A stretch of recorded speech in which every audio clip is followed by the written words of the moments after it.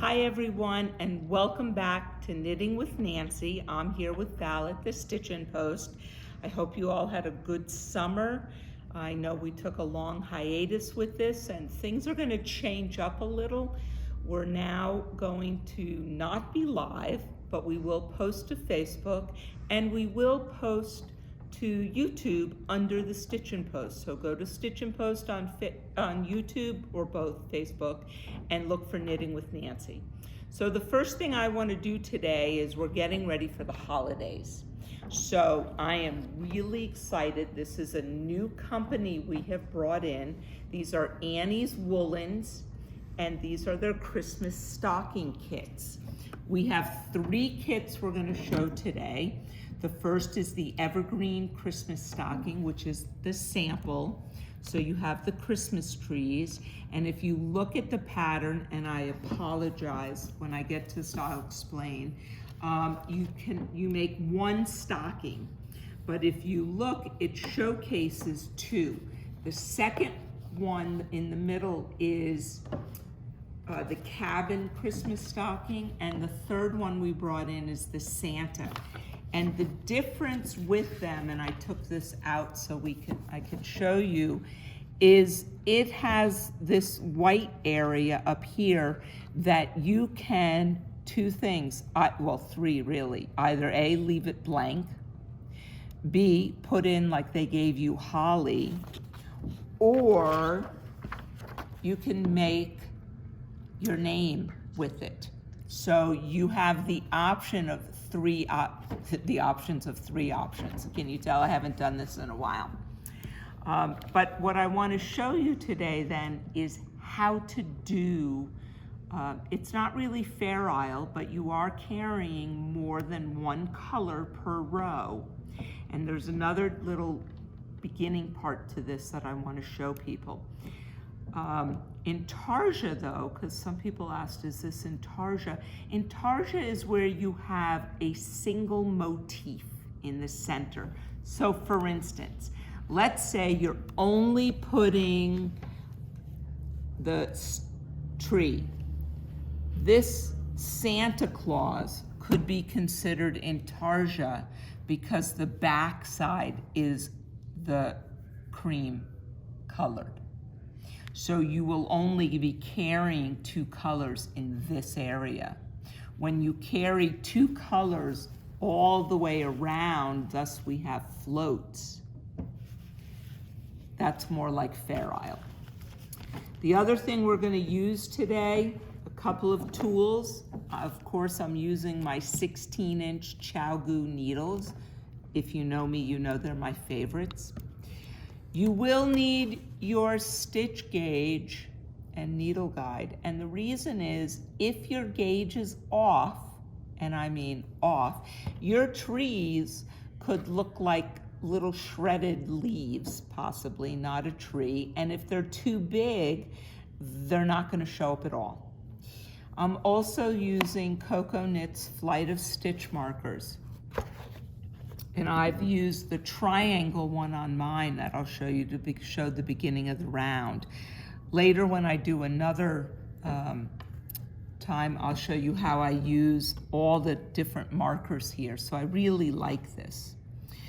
If you make a mistake, which we all do, I love the Coco Knit Stitch Fixer, but I also have the handy tool from Susan Bates, all of which I use. The last tool that's a must, and I have to show you this because these just came out from Knitter's Pride and they're really pretty and they're in indigo, which is, we know, Val's favorite. So we had to bring these in. These are chart keepers. We have them in 2 sizes, a large and a small. I tend for the large, but if I'm traveling, I use the small. So I have them all in my kit. To go over a chart before we start, if you notice, it's upside down.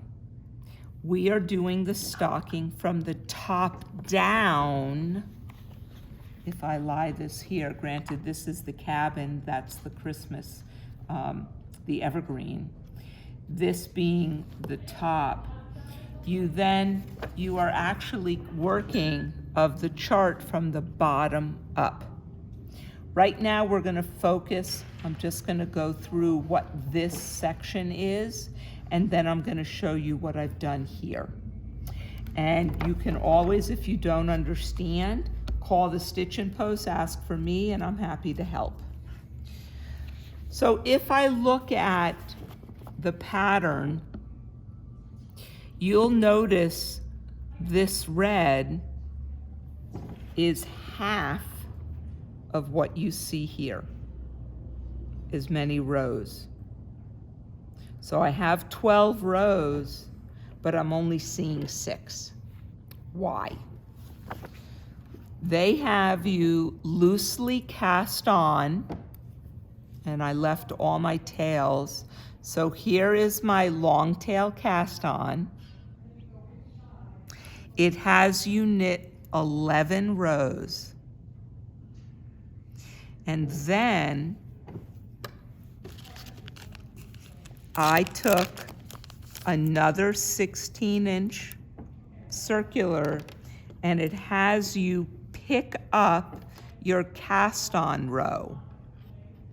So it's really easy to just come through every, because I have 2 here, it's a little harder, but every stitch that I cast on. And what it asks you to do, now I did this all the way around, and then I held both needles together and I knit the actual stitch here and the picked up stitch here, knit them together as one, and what happens is you make a cuff. So you're kind of seaming it Together. in when you Yes. are picking up both stitches. You kind of Correct. seam it in rather than having to go back You and sew don't it. have to go back and sew it in. And what makes this easy is you know the beginning, you have your beginning round marker, so you know what stitch goes to what stitch in the back. You want to make sure you do that even, or you'll be torquing your knitting. And then you'll be upset with me and you'll have to take it out, because no one wants a torque top. So now let's continue. The next, so now I've gone up, and after row 12, row 13 is carrying 2 colors.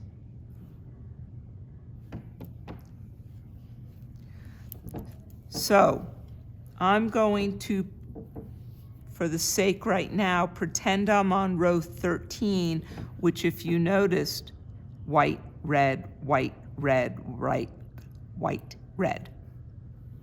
So if I was doing green and white,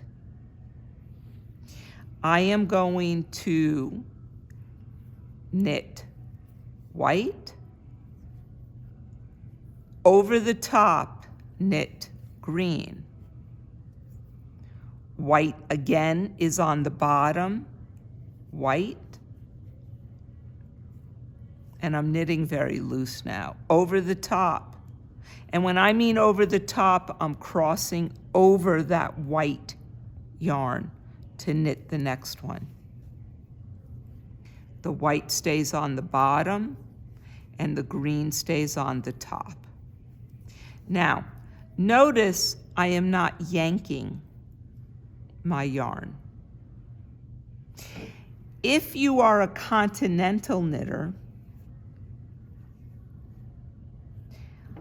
I use continental and I swing. So for instance, well, let me get it the right way, excuse me. The white being on the bottom, the green on top. So I'm gonna pick the white and swing the green. and pick the white and swing the green. So you're getting every other one. Now let's go back and read the next row of the chart, and it's all cream, or in my case here for the sample, white.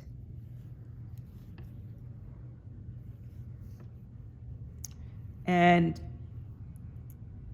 because I know I'm carrying my green yarn up,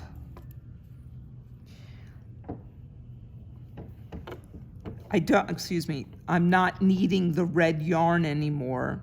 I do not need to carry it up the side here. So I cut my red tail, leave about 6 to 7 inches, and just push it down. I will say that as I do this working up, I weave my ends in as I go. Now we're gonna move up because this did 2 rows of the cream. And the next row, which I've already done here, for instance, I carried the green. Now, I want to talk about what I call floats on the back, which are the stitches when you pull. If you notice, my floats are very loose, but they're not overly loose. So you need to think about that. And the best way to think about how to do a float, if I can untangle my yarn now, is you don't want to cross over more than 3 stitches. I'm on a size 9 needle for this stocking, so I don't, 3 stitches is as big as I want. You could even do 2 stitches, but you'll be doing a lot. Down up here, those floats will make a difference because if you notice, you have 4 greens in between your creams. You don't want to leave the cream all the way over to here behind 4. And why not? You'll get your finger caught in it. It could snag and pull the front. So we do what's called couching. And I'm going to skip up a few rows to kind of show you what I mean by couching. So when you read charts, you read right to left, as opposed to how we read a book. Once again, when you started a chart and it says here, begin row 1, you read from the right side of a chart to the left. Now, if this was done flat, meaning row 2 being a wrong side, you would read left to right. But this is in the round. So this is going all the way around all my stitches, which means I'm back here at row 2, again, reading right to left. So I am gonna stand this up. Well, no, I'm not. I'm gonna rest it so that, well, there's a glare. So let's start right here. I'm on row 17. And I'm gonna show 2 ways, one swinging and one continental, or one throwing. So my first stitch, and let me back up, was cream. Green is going to stay on top, and if you look, I have 2 stitches to knit.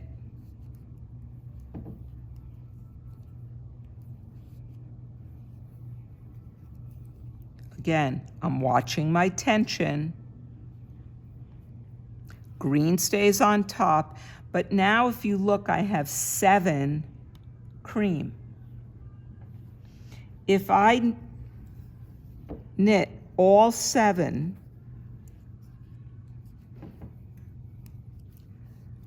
that float is going to be, look how long that'll be. And if I pull tight, what's that going to do to my knitting? It's going to pull it too tight. So I am going to knit 3 stitches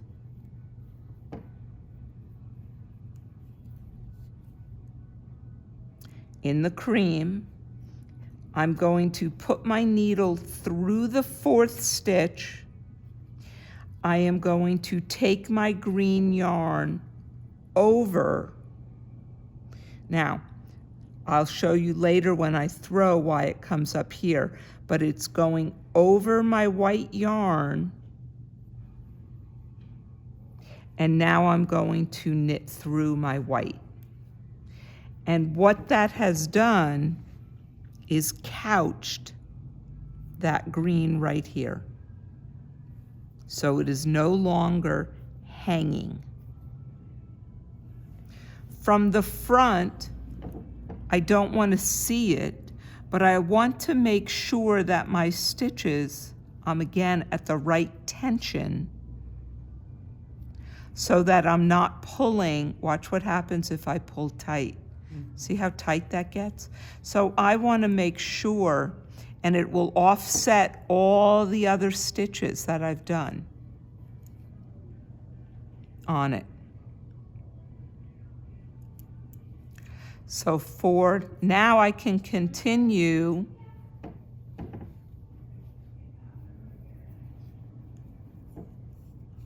with my 7 whites. 2, 4, 6, and here's 7. So again, I've couched it here. And now look, I'm going over 4. I really don't want to do that. So I'm going to back up 1,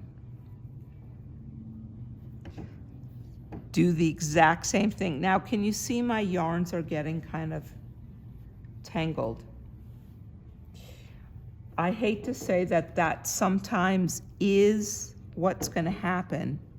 So I like to try to keep them a little bit neater, which is why I always keep green on top and white under, so I don't start tangling them. So here's my 7 stitches, and now I'm right here ready for 2 green. I don't need to do anything with that white. I can just let it go. And now I can take my white, and I have 3 whites. And 3 is okay.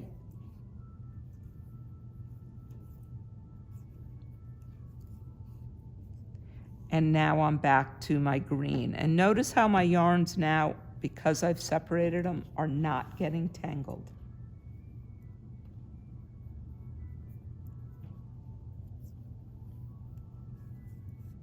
Didn't you want your green on the top? You're right. Thank you. But now they will get tangled.